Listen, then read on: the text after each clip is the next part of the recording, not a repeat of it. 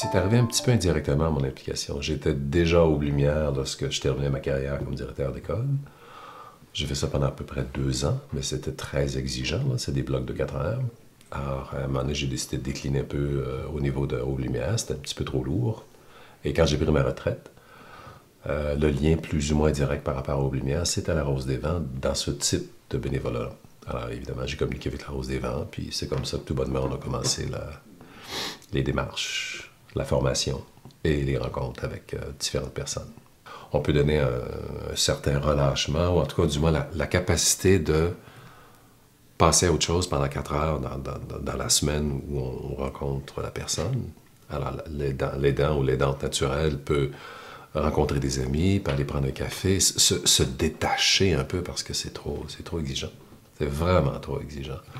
Puis pour ce qui est de l'autre personne avec qui on est en contact, qui elle est souffrante, si la relation s'établit de façon assez ouverte, il va accepter volontiers à ce moment-là de se départir. Parce qu'assez souvent, ça va être l'épouse ou l'époux, ou en tout cas, c'est quelqu'un qui est très près. Alors, c'est pas évident non plus de remplacer quelqu'un qui partage la vie de ces personnes-là. Je pense qu'on est tous un peu préoccupés par notre propre finalité, nous autres aussi. Bon, ben, ça m'aide à démystifier tout ça aussi, là, parce que de l'altruisme pur, je ne crois pas à ça. Je pense qu'on a du donnant et, bon, on donne et on reçoit. En ce qui me concerne, je pense que je peux donner une bonne qualité de présence puis d'écoute, mais en même temps, j'en reçois tout autant, là.